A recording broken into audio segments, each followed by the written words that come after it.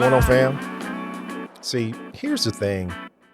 Talk about mental health today because it's a topic that we have for years kind of swept under the rug in our community.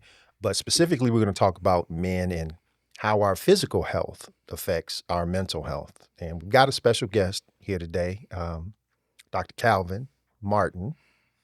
He's a board certified master mental health coach. CEO of Destiny Power Center, which is a nonprofit that focuses on mental health and the importance of keeping a healthy mind. He's got a Bachelor of Arts in Marketing and Management from Morehouse College. So shout outs. He's a Morehouse man. Okay. Master of Arts degree in Religion and Education and PhD in Business Administration and Marketing. He's also a producer, writer of several stage plays, and the author of this book here, folks, Mind Your Business.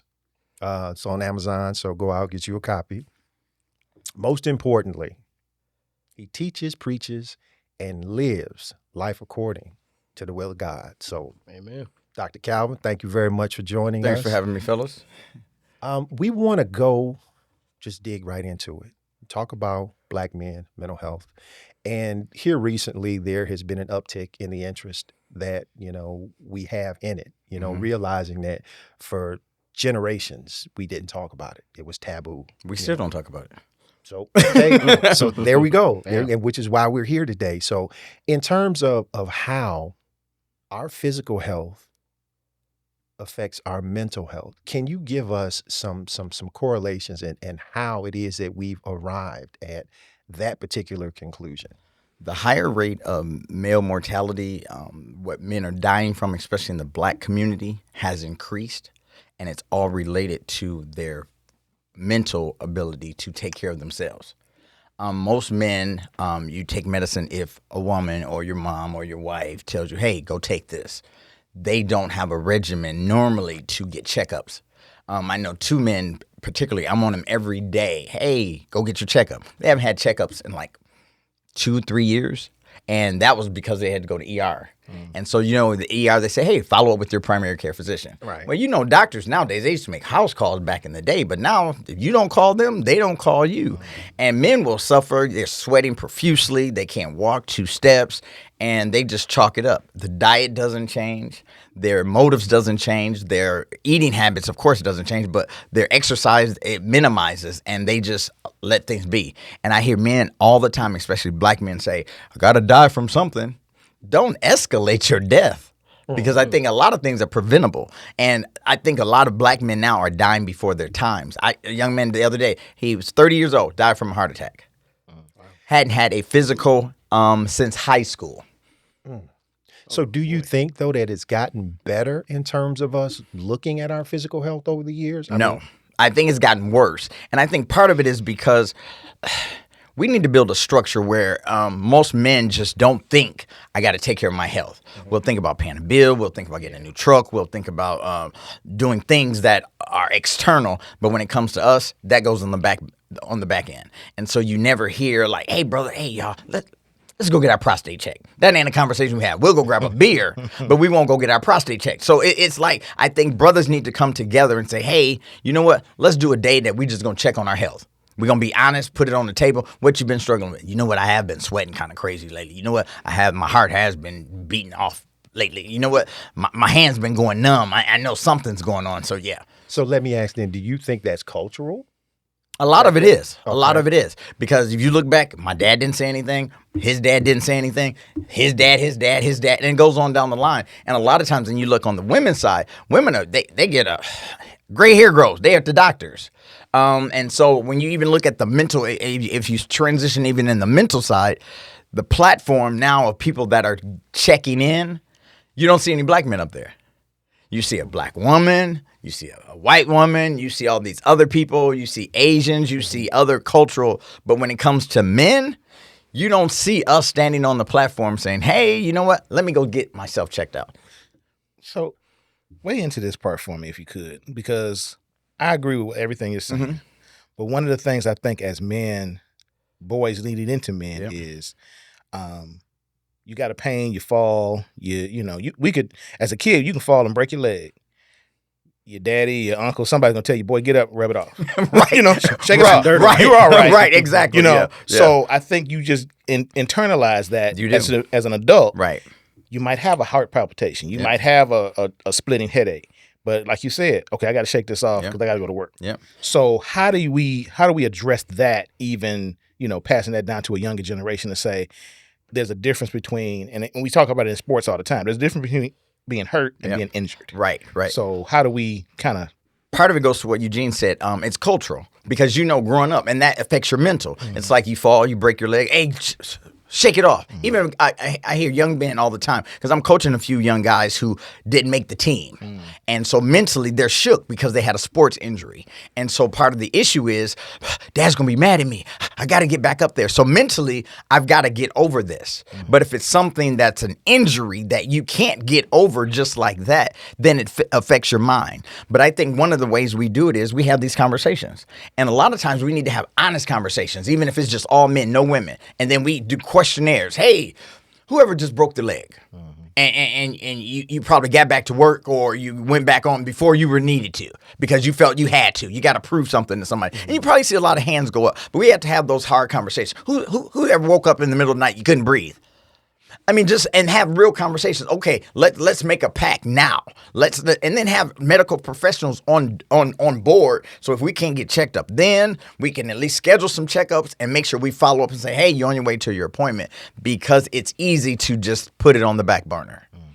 Okay, so let me ask this question. And what about genetics? Because there's certain things we can't get away from in the African American community. For instance, in my family, diabetes runs on my mom's side.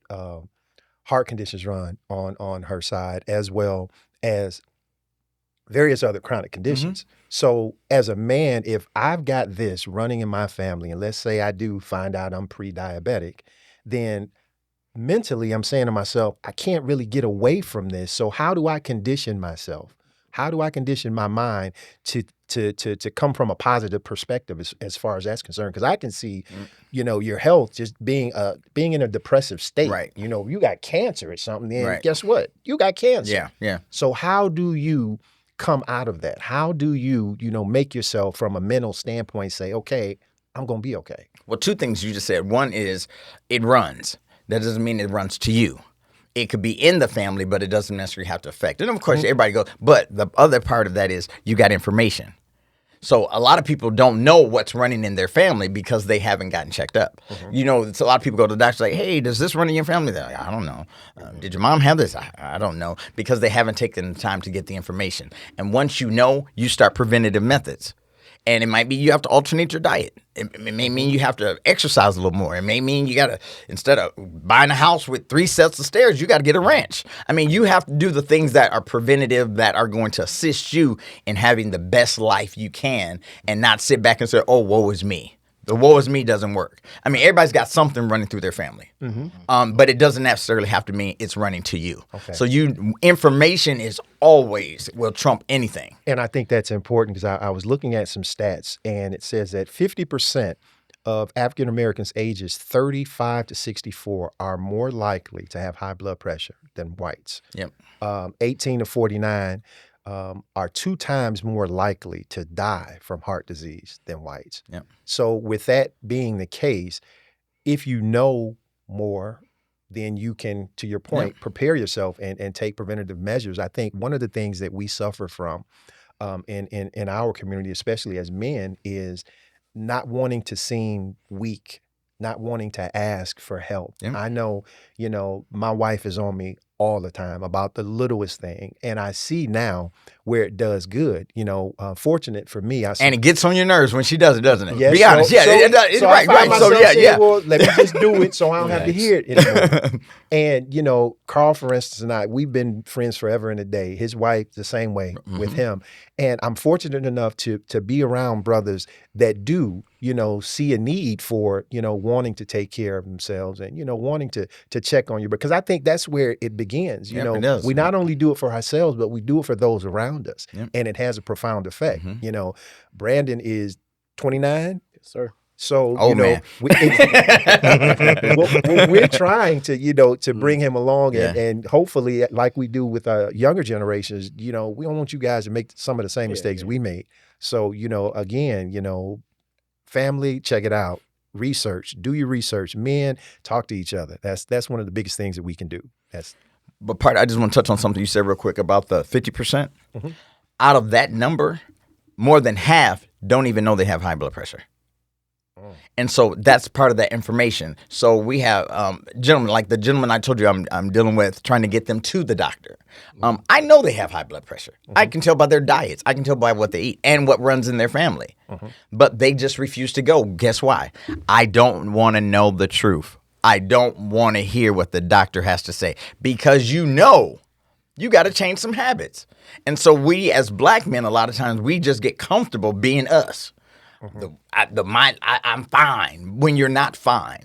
And so externally we put on a facade, but internally we're corroding, we're decaying, and it's wreaking us inside. And you can't scream help because, like you said, it shows that you're weak. It shows that you can't handle yourself. And then it goes back to what you're saying. My dad told me, hey, shake it off.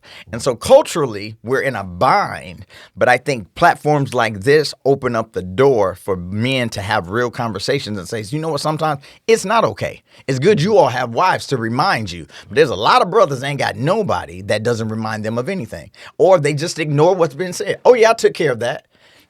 And I just want to get her off my back. So I'll tell her anything she needs to hear just so I can get her off my back. But it starts at a conversation to get people to really talk about their health. So it sounds to me then like your mental health is more important than your physical health, or it drives your physical health. I would say it drives it. I wouldn't say it's more important. I would definitely say it drives. But they're all connected. They're all correlated in the grand scheme of things. Because if your mental is jacked up, then your physical is going to get jacked up. And I think that's very important, Calvin, because we don't focus on that. Like for instance, perfect example, you ride past any gym. If the brother's in there, he jacked. I mean, he ripped and probably taking steroids. Squall, as I call it. Squall. Terminator. But you got to think about it. Who knows what's going on internally? Yep. And it's nice to have physical discipline, but we need to have mental discipline as well. So it's called balance. You got to have balance. But I always tell people, like, when we do an altar call at the church, I'm like, okay, let's see how many brothers come. And then if they come to me and I'm like, okay, how are you mentally? And they're like, huh? I just want prayer for my sister. I'm like, I'm trying to mess me up. And then it throws them off because they're like, huh? I'm like, how you doing? And they go, and then they start stuttering. I'm like, okay, what do you need God to do for you? They're like, what Pastor said. And then so it's a battle. So it's those conversations because men don't talk. And then just getting them to actually have a conversation. And it starts over, man, how you doing?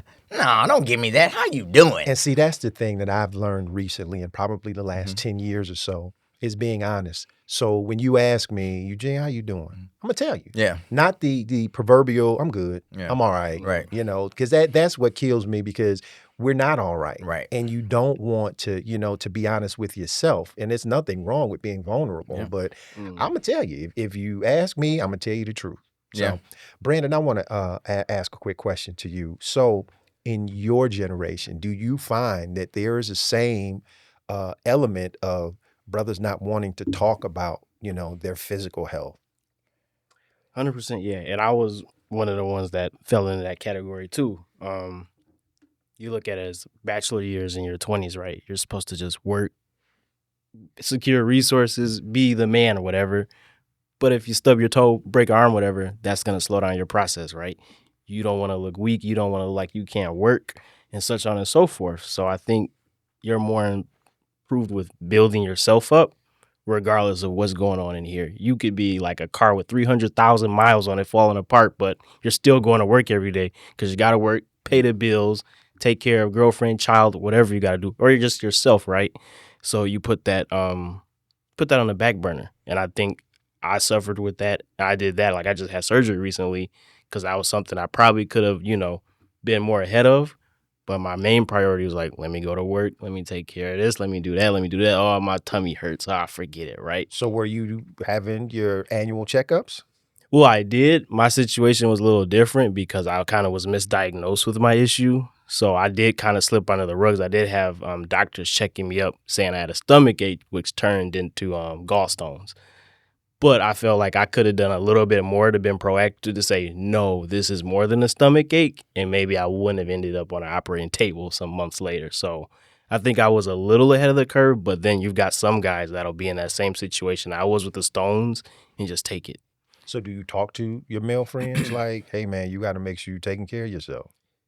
Yes and no, because again, it's gonna like, well, I gotta work, or I'm more focused on I want a new car, or I want to save X amount of dollars. That's the stuff that I feel like my generation of guys in our late 20s, like myself, or early 20s, we're more so. You're in the age of social media, right? You see Porsches, big houses, cars, nice clothes. You don't see a guy, oh, I'm going to get my checkup, or any of that stuff. Smile and walk into the doctor's office. You don't see none of that. Because one of the things like with us, as we're in the same generation, Carl, I find that when we talk about health, we going through the same thing at the same time. So it's almost like a community when, hey man, well, man, I have high blood pressure, and I'm saying is, oh well, I can relate to that. And you're right, because you talk to people our age and you start talking about the different medications that you're on. You start talking about going through that medicine cabinet. And being transparent, you start talking about, regularity issues. Yep. And it's those type of things. And like you said, the high blood pressure, 50% is a tremendously high number. But one of the, and not that I doubt it, because I know I fall in that category as well. But I think that one of the things that I would say is, I don't know, and statistics can prove this out. I don't know if that's a lot of genetics in the Black community, more so that is mental issues or dealing with. It's a combination of both, because if you look at what's in food, it contributes to a lot of stuff like what we eat.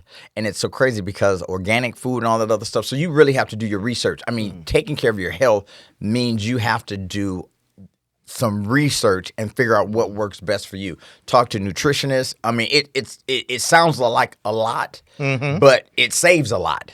And going back to what Brandon was saying, one of the things we have to remember is an annual physical is very generic. They ask you the basic questions, they get all the vitals, but they don't dig deep unless you specify something. Yeah. Unless you're honest with your doctor and say, you know what, I've been having trouble with this. Yes. And then they'll send you to a specialist who digs a little deeper. But a lot of times they give you general information and because it's an in and out process, but it starts the process. And the crazy thing though is now, because of EMR, I've had physicals where my doctor don't even touch me because he's sitting at the computer. Checklist. He going through a list of questions. Right. And I'm like, you're getting that. And I had a physical a couple years ago, and when you bring up diet, I like my doctor a lot because he asked me about my diet. And I told him, I said, well, I'm trying to eat more healthy, yada, yada, yada. And he said, there's nothing in medical school that talks to them about advocating for a patient's diet. He said they learned how to diagnose situations and then prescribe medication or other treatments. He said, we didn't talk about diet. He's brought that into his own, lexicon, speaking to people. And I'm not picking on Brandon, but a lot of times, like you said, we don't advocate for our issues. Exactly. We might have a physical where they may say all the topical things and then say, okay, well, my stomach still hurts. Yep. Right. I took this medication. I've been taking it for 2 weeks. Somebody's throwing you some Pepto. So in our mind, we're thinking a lot of times like, well, that's what we're going to do. And you continue to, whatever treatment plan it is, but you still have the same issues. So we don't, again, I think that just as being a man, it'll go away eventually. And mentally, you tell yourself it's not that bad. And you Until convince yourself, I'll get over it. It'll be, and then the next day you tell yourself, oh, it ain't as bad as it was yesterday. So you're playing this mind game. So that's why I said they correlate together, because now you're telling yourself you're fine and your body is deteriorating, and then you're still going full steam ahead like you're okay, and it affects you mentally as well as physically. Yeah. So, Calvin, let me ask you about a couple of things that I wouldn't necessarily say that they're physical, but I think they do play an important part. High unemployment in our community, living in poverty, things like that. So that in essence can, deter someone from moving forward, and it can affect your mental health. You talk about things like, well, I'm in a household and I don't have a father here. Well, all I see is my mom, and she's working hard and she's tired, and I know I got to get out here and work, but I can't find a job. So then when you talk about the socioeconomic factors that come into play, how can you rebound from that in terms of your mental health? Well, I always ask people, where did you look? Because if you tell me you can't find something, I go, where you look? I get this from my grandmother because I said, Grandma, I can't find it. She said, where'd you look? Go back and start all over again. Because sometimes we just want a pity party as opposed to put in the energy to do the work. I don't care what situation you're in. You've got to do the work. I don't care if you're in this generation, that generation, Gen X, Gen Z, whatever. You've got to do the work. Nothing is just handed to you. Yes, we as black folks, we have to work a little harder. And you got to tell your folks, you got to tell your kids, you got to work a little harder. Yes. True. You got to ingrain it in them. But working harder means you got to work harder. And so it's no way around it. And so when people say, I can't find a job, I'm like, where'd you look? I'll take you out. Go with me. What kind of job do you want? You can't have your cake and eat it too. My niece told me she wanted to make $25 an hour, but she didn't want to lift, clean, or she didn't want to do nothing hard. I said, where you going to work? What kind of job do you want? You want to just clock in and sit down and get on TikTok? So you've got to do that. And so if job isn't for you, go to school. I mean, there's so many programs and so many services out there that I can't as a resource or as a reason for anybody to back out of their situation. So do you see that, the I can't, with folks in our generation? Absolutely. Yeah. So is it more in our generation or Brandon's generation? I think it's all over, but I think it passes down from generation to generation because you got a lot of deadbeats, and not even just talking about men, but you got a lot of deadbeats in every generation, and you go, wow, I know Uncle Joe to work. And or you got people that just don't want to work, or people that just don't want to do. And so, we can easily get spoiled in our circumstances, in our situation. And when people say, oh, yeah, I'm just trying to get by. What does that mean? I'm barely making it. Why? I mean, why? Why are you barely making it? And so unemployment, yes, unemployment's high, but there's resources out there. I mean, when you got McDonald's begging people to work for them at $18 an hour, I'll flip a burger, man, if I have to. But to get into that, do you think people have like a sense of entitlement nowadays? Because you hear the people looking at jobs and they're like, this is $17 an hour. And then you get to, right. I want to do 25, and then you say, what's your resume? They don't have one. But I still want the $25 an hour. So do you think we're getting more entitled because, fast rewind time? If you have an iPhone 15 with no job, no income, and you are sitting at home while your parents, whoever you live with, is out there working hard, and you get to wake up when you want to, stay up all night on TikTok on your iPhone X15, yes, that's entitlement. I get upset when I hear about what people want, and I'm like, well, how you get an iPhone 15? I got a 12 and be telling it every day, you better work until they come out with a 21. I mean, so there's a lot of entitlement, especially as the generations we pass it on along. And I always tell men, hey, if your son is lazy, have a conversation. Take them on a job. Take them to the work site. Figure out what they do or don't do. Take them somewhere where they can, if it's a matter of volunteering. So when you talk about stuff like that, though, I think one of the things that we're fighting against is all of the peripheral idiocy that's going on.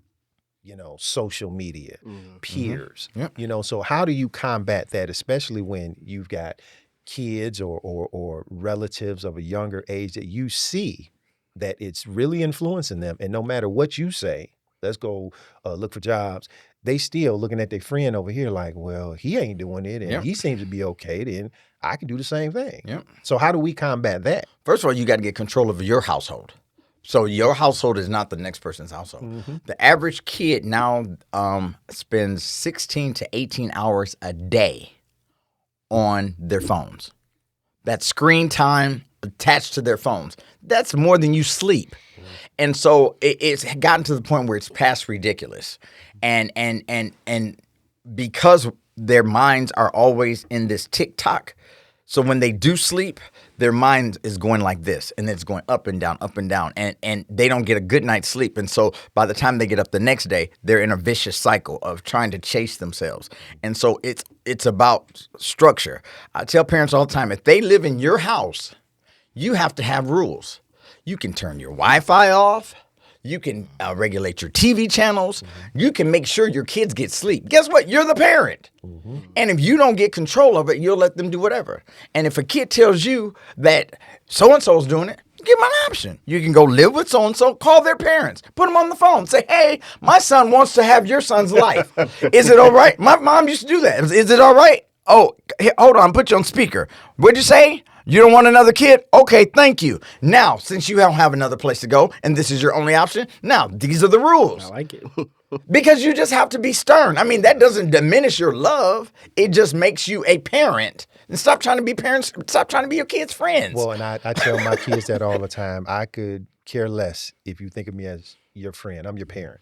If you don't like what I'm doing, then okay, once you reach that age, you can go out here and figure it out yourself. Because, at the end of the day, I'm still going to get a good night's rest knowing that I tried. But part of that is, and I tell parents this when I'm doing school presentations, I get emotional because I said, when's the last time y'all had dinner with your kids? When's the last time you sat down and just had a conversation with your kids? In the car, instead of bumping the music up, have a conversation. Sit down and talk to you. When's the last time you looked in your kids' eyes and told them you love them and see dreams and speak truth into them? Those things matter, not just when they're in a casket and their eyes are closed. I mean, it matters. You got to begin to instill that stuff. So if you got a lazy kid, guess what? Yeah, I was gonna bring that up. I was gonna bring that point up because I think a lot of times, definitely younger children, particularly, are a reflection of their parents. Oh yeah, but a lot of times parents are so preoccupied with their life, the chasing the money, the trying to, status symbols and so forth. It's like, my kid is here. And like you said, a lot of times they come up, I don't feel like talking to nobody. Yep. I just been out here 10, 12 hours. I got to do this. Go play on your phone. Yep. Right. Yep, you stick 'em up. Go play on your phone. Babysitter now. Leave me alone. And then by the time the kid hits adolescence and everything else, now it's like, well, where did this kid come from? Yep. Yeah. They out of control. They're out of control at that And point. you've allowed society, social media, you've allowed everybody else to raise your kid. And then you expect them to it's like a Pop-Tart. You want it to come out and it's warm. It's not like that. You pop it in and you don't know what flavor's coming out because you haven't had any time with your kids. I was working in the middle school and I stopped working in the in education for this main reason. The majority of kids, what I think the stats was, I think it's like 62%, maybe a little off, of kids that are in middle school don't see their mother but 1 to 3 times per week because grandmama drops you off at school, uncle picks you up, cousin takes you back to grandma's house who takes you because mom is working all these jobs. So mom sees you maybe on the weekend, so you get no mama time. And you definitely don't get no daddy time because you don't even know who daddy is. And so it's a reflection. And so you have all these households that are raising these kids. Grandmamas are tired. Grandmas grandmas don't even cook like our grandmas used to cook. because these grandmas are young, but they're tired. And then, cousin just gonna do all the stuff you ain't supposed to. You smoke some weed before, here you go. Yeah, right. But then you got, it's a vicious cycle. And then by the time the kid gets to some sort of stability, it's over. Yeah. Because there's no consistent No level consistent of, living. of- Yeah, of yeah. parenting or anything like that. I know having had kids and been on the side where my first wife and we got divorced, so we were co-parenting. But what I find is what's going on in my house isn't necessarily the same thing that's going on Right. in her house. And we had to have conversations. So I say, if I put him on punishment, then when he comes home, you need to understand what's going on so that you can continue that, so that they don't think that they Right. can manipulate the Yep. situation. And to your point, when kids are all over the place, they got different sets of rules, or they may not have any rules. Right. And that's the worst thing you That's can right. have as a With kid. no kid. It feels With like no they rules. have carte blanche and they can do whatever they want to do, because I think that for us coming up from a physical standpoint, we did all kinds of stuff in school. We get to school early so we could play outside before the bell rang and go inside. Yep. But now, getting back to physical health and mental health, a lot of these younger kids, they sitting in the house playing video games. Yep.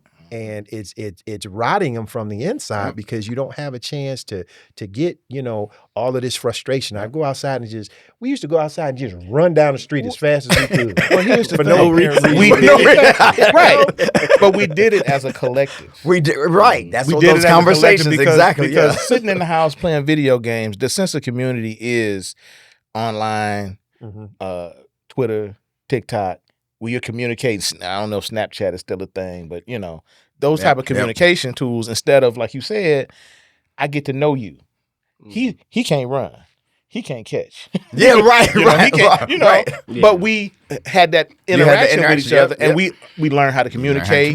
And but you don't get that now. And not only that, but it helped you. Because if you a scrub and you can't catch, then you see all these other people that can catch, then guess what? I'm going to learn how to catch. You're You're gonna gonna try learn to to step catch. in. Yep. You Yep. So that physical and mental tied together as children. How do we get back to that? It's still part of that conversation. And then even going back to the school piece, so you have these kids who are transient by the time they get to school. So the breakfast now is full of sugar. Cereal. And it's not even a real cereal. It's just sugar. It's just like It's real fructose. It's just cereal. like because it's sugar. And the kids don't drink milk. So they eat it plain. Oh. So they're just gobbling it. And then they have pastries or whatever. So it's a high sugar diet. And a lot of times that's all the kids eat. That's the meal. And then by the time lunchtime comes, everybody's passing Takis out. So the kids, they're what they're eating is a reflection of what they produce. And so they can't have thinking power because not only are you dealing with everything that's going on at home, you're transient, you got all these other situations going on, and then you want me to pay attention in class? You must have got me twisted. And so so our kids are in a dire situation. And I always tell parents, I'm like, you all need to see what your kids are eating at school. Fix them a lunch. Go get some bread. Ham sandwich. Cut it in half, whatever. You need to get your kids conditioned to eating better. Whatever that means. I don't even remember. I remember I had a lunch pail, everything. And the big thing was, what kind of lunch pail you going to have next year? But your mom took care in providing for you to make sure you were good. And so all of those days have gone away because that was we've allowed done in it. addition to mom's working. Yeah. My mother got up and was out of the house by 5 o'clock in the morning. And I didn't see her till she came home, but I had my sisters there, so she made sure that my lunch was packed the whole night. But you had dinner when you got home. She cooked dinner, right? Of course, yes, right, when she right. came home, there you go. And you got if you got McDonald's, that was a treat. exactly. And it tasted better. right. Now it's your meal like 5 times a week. And so if you realize what they put in the stuff, and I mean, yeah, everybody loves good McDonald's fries, but if that's what you eat every day, with all the salt that goes on it, I mean, no wonder you're talking about high blood pressure. What's the rate again? So it's everything tastes better with salt. And so we've just got to learn how to do better. And especially men, we got to talk this thing out and have these conversations to say, hey, it's affecting all that kind of stuff. And then in the midst of talking about your health, how are you doing mentally? I know your brother died a couple months ago. How are you dealing with that? I know your mom died a year ago. This is the anniversary of her death. How are you really handling that? I know you and your wife just got a divorce. Man, you good? And so, oh yeah, man, I'm good, man. I ain't like that beat anyway. All that. So we deflect easily, but we don't get to the root of where we are. And so these are, like I said, these are platforms that we need to start having that are uncanny, they're unconventional. They're, even in church, I've been wanting to stand up and go, hey, y'all, all y'all that's really struggling, meet me in the back. We about to have a real conversation. And you know what's going to happen. I'm going to tell you what's going to happen. People going to start looking around to see Yeah, who's going. Right. I ain't going to go. Wait a minute. Hold Right, on. you went. Yep. People don't, and I think it's men in particular, men in general, Right. don't want to feel they don't want to be vulnerable like that. Those questions are valid Right. questions. Oh, yeah, they are. How are Yeah. you doing? Yep. How you feel? You know, and we've all gone through some traumatic Yep. experiences in life. Yep. And we were kind of just joking with Brandon before the camera started Right. rolling about something he's going through. Right. And it's like, you know, it was a joke, but Right. really, Right.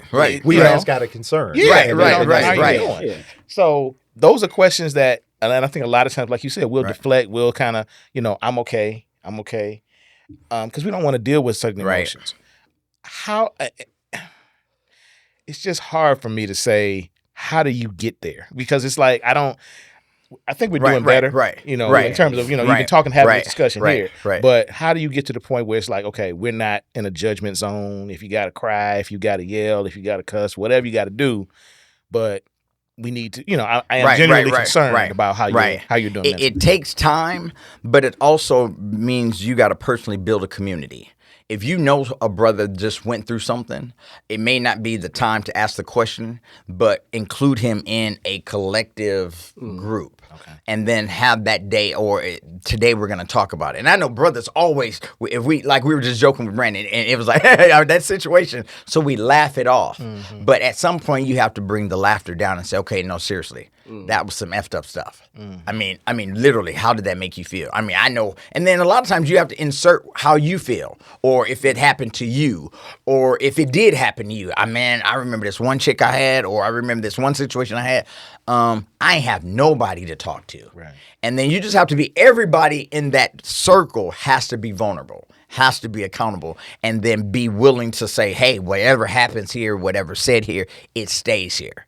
Because you got to build a level of trust that everybody And can. to interject off of that, I think not even my generation, but even older generations, you got a lot of men that are in silos, right? Mhm. So where I could talk to you guys like, oh, this happened, whatever, you know, just being able to speak on it, that does people a lot of justice. And you can joke about it or say, hey, I feel crappy about it, but that's a good release, right? But we got millions of men in silos, so asking for them what can they do or where can they go if they feel like they're in a silo, because they might not necessarily be in one, but they'll feel like it. You know, it's just me. I go to work, I go to home, and that's it. Right. I can't talk about my grandma dying or my Right. breakup or whatever. So where can they even start from? So conversations are not just one question. It's like, how you doing? And then they answer the question, we're off of it. So you've got to have follow-up questions. I mean, how did you feel? I mean, it's been a year. I know it just happened yesterday. I know it's rough. How's your family doing? How are you connecting? Have you talked to anybody about it? Is it anything? Have you eaten?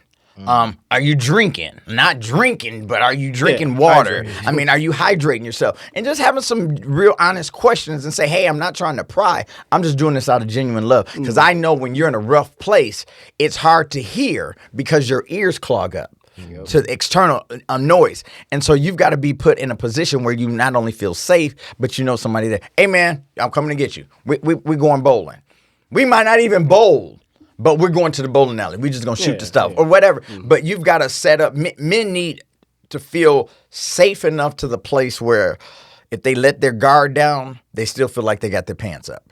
And you know what? I like that, Calvin. I will say that it's a good thing to create these community initiatives where we can talk. One of the obstacles, however, that I have experienced is older brothers just being staunch, set in their ways, and no matter how many different angles you come from, they're not going to let that wall down. Yeah. You know, and it gets frustrating to me because if I'm coming from an area of sincerity and an area of being genuine, then at some point you have to realize I'm trying to help. But again, they stuck in their ways and they don't want to do and then if they get mad, you know what happens? They shut down. Yeah, I use the Jehovah's Witness rule. My aunt, she's a staunch Jehovah's Witness. No, literally, seriously. And she always told me, my mom's one, so she's been a Jehovah's Witness as long as my mom's been saved. And she said, if you go first, you're in control. She said, every time we knock on the door, we go first. You're trapped because now we're coming at you. We're on the offense. She said, but if you come first, we're subject to you. And a lot of times we shut it down because we don't know which direction. We're not trained to go where you go. We're trained to lead you. I was like, oh, wow, okay. So with the older generation, go first. From an angle that they can understand. how would you handle this situation? What if it was like this? So you propose something from an offensive side as opposed to defensive side, because they're staunch. You know they ain't gonna change their ways, but get them to think in a different way. It's just a matter of how you converse, and then you can start off. But if you let them lead, you it. But then being in a collective too, what I don't want to do is to have them be, stuck in their ways and project that negativity on the rest of the group. That's why you start off on the offense. If you know the end game, if you know we're trying to get to point Z, ask them, how would you get to here to get to there? Which route would you take? If this all blocked off, which route would you take in order to get there? What would you do? And everybody's like, oh, wow, that's wisdom. Okay. You know what? We hadn't thought about that before. Of course you had. That's why we having this meeting. But you don't let them know. So Bingo. You give them their flowers and all that other stuff, but you allow them to be part of the conversation. Then they're a little bit more open because they feel like they contributed. But if you give them the place to dictate everything, this is how we do it, nothing else. But you've got to bring them in from a standpoint of collectively looking at them as a resource as opposed to an opponent. Okay. Because I always try to come at it from the perspective of we're a team and everybody can bring something to the table. Right. Unfortunately for me, I haven't reached the point where I can be diplomatic across the board because I do not have a poker face. And if you give me some crap, then guess what? You're going to see it. You're going to see the look in my Right. eyes. So Lord knows I've been praying on it forever and a day. You're going to keep praying on it. Is it working? Because you know me. I'm just sitting He there. just in there. I ain't got nothing to say. We'll come back to that one. So I'm trying, but that's almost like the bane of my existence. Right. Whenever I'm in a collective area, and they're older, men there, they tend to, just be stuck in their ways. Right.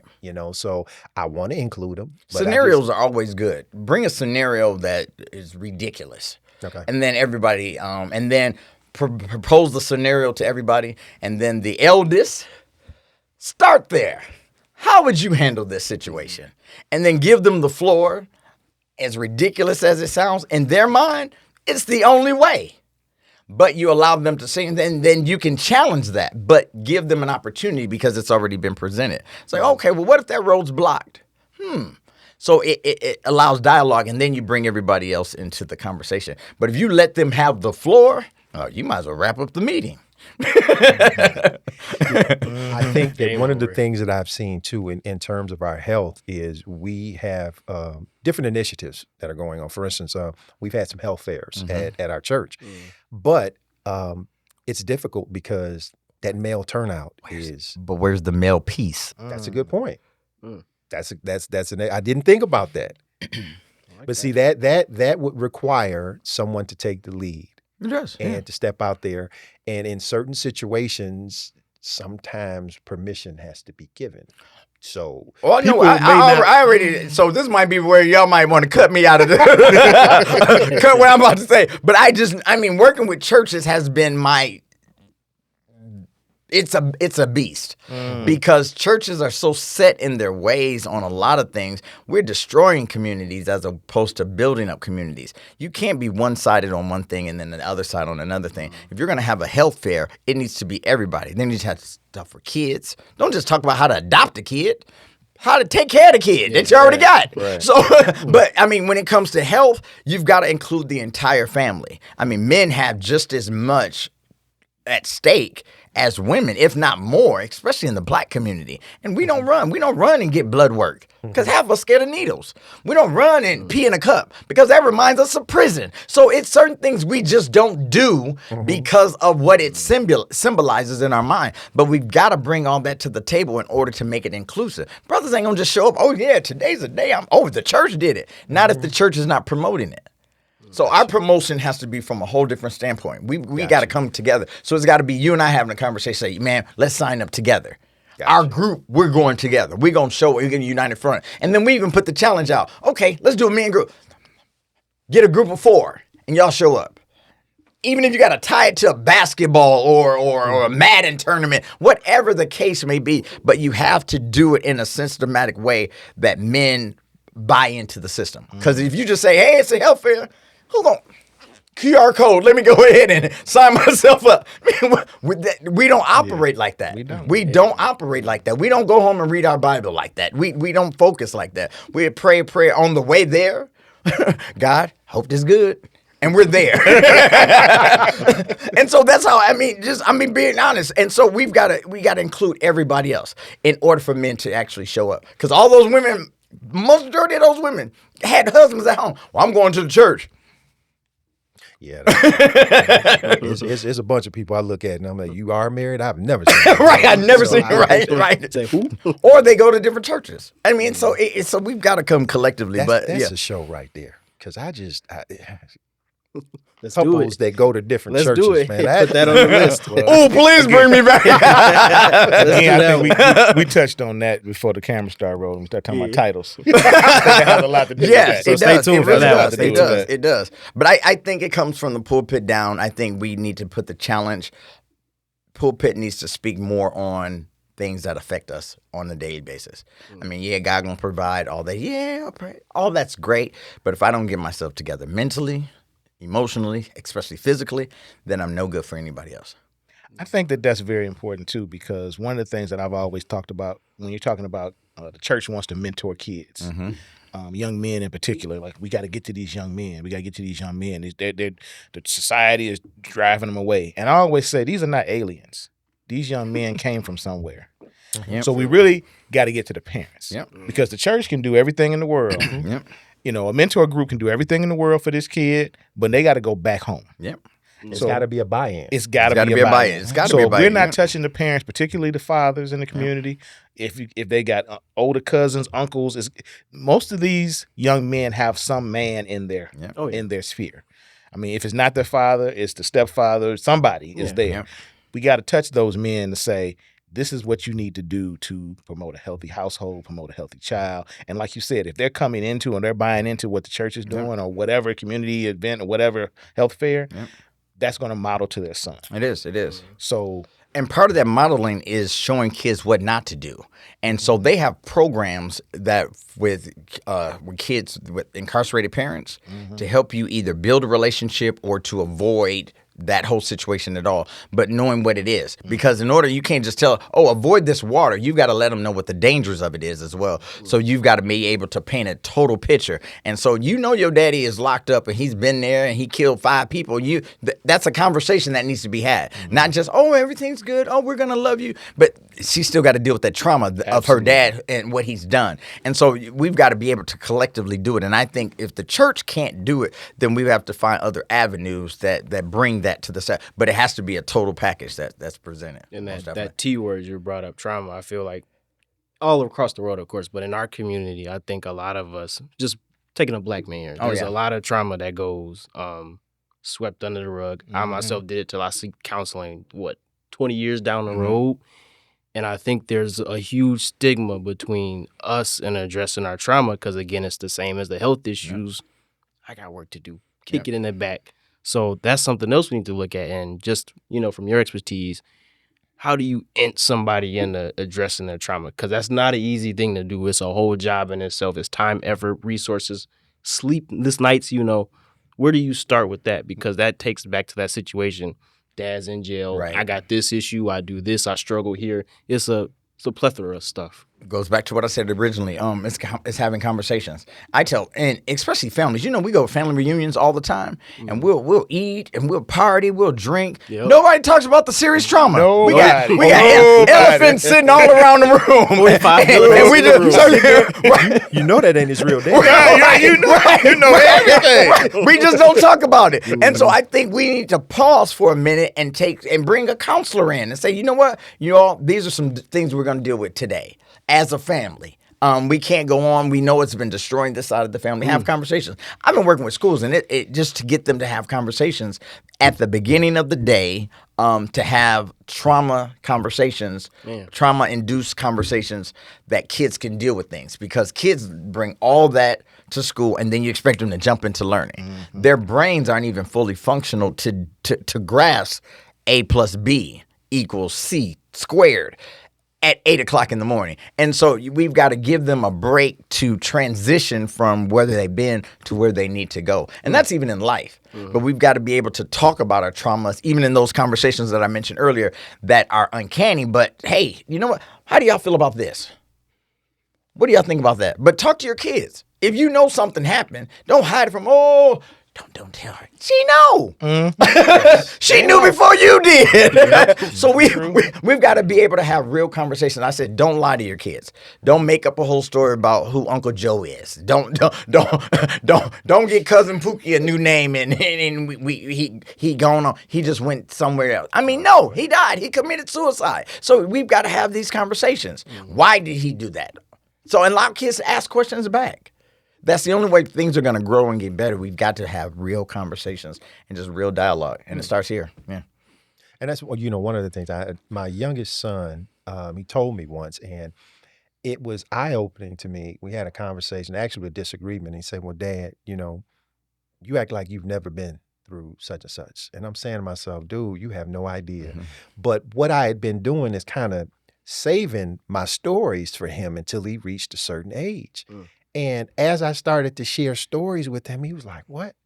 I mean, I told him, I said, there have been at least 4 times in my life I should have been dead. And you might have been there for one of them, but yeah, we should have been dead. We haven't, really gotten down to that. And to your point, Calvin, about being honest. And I had to think to myself, what impression have I given him that I haven't been through? Because I've been through tons more stuff. Because most kids don't want to disappoint your father. You don't want to disappoint your dad. And it's good they have a dad in the home. But I always tell people, be as honest. You know your kids, what they can handle. And most kids can handle more than you give them credit for. And then you have to say, you know what, I'm going to talk to you about this. And then pad the conversation to see if this is a good time to have that conversation. And you'd be surprised. Kids know way more than people give them credit for. Yeah. Social media. Look at what I'm gonna say what they're exposed to just off their phone or laptop. So yeah. I think that, as we move forward, we have to get to the point, especially as men, where we're looking at our mental health being just vital. As more so, and granted, you said, Calvin, they're probably on the same scale, but I would go so far as to say I believe my mental health is a higher priority than my physical health, because my mind is driving me. My mind is driving me to be more disciplined about my health, to make sure that when I go to my annual physical, I got a list of questions, things that are going on with me so that I can talk to my doctor, And Carl, to your point, I've been with my doctor for 20 plus years. And while I like him and we cool, sometimes he veers off and start talking about stuff I really don't want to hear, man. I'm here because my ear. Right. You telling me about these new shoes you got. I don't want to hear that. Because we still are very conscious on our time. Right. Exactly. Part of my mental being too. I've only got so much time to be here. So we try, and I think that it's incumbent upon us as men to talk to each other, and we know the people that aren't doing what they need to be doing in terms of physical health, so on and so forth. But the conversation has to start somewhere.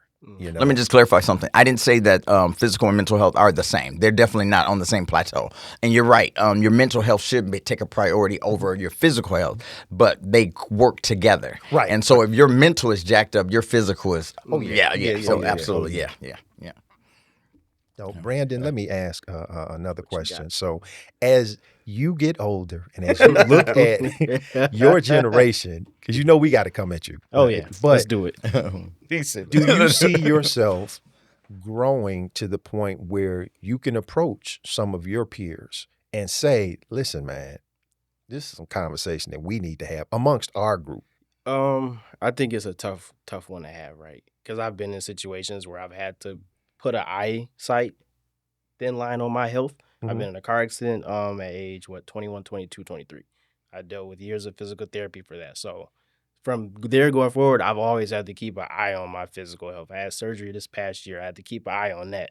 So through those bad circumstances, I've been looped in with doctors, specialists, whatever, to keep an eye on my health.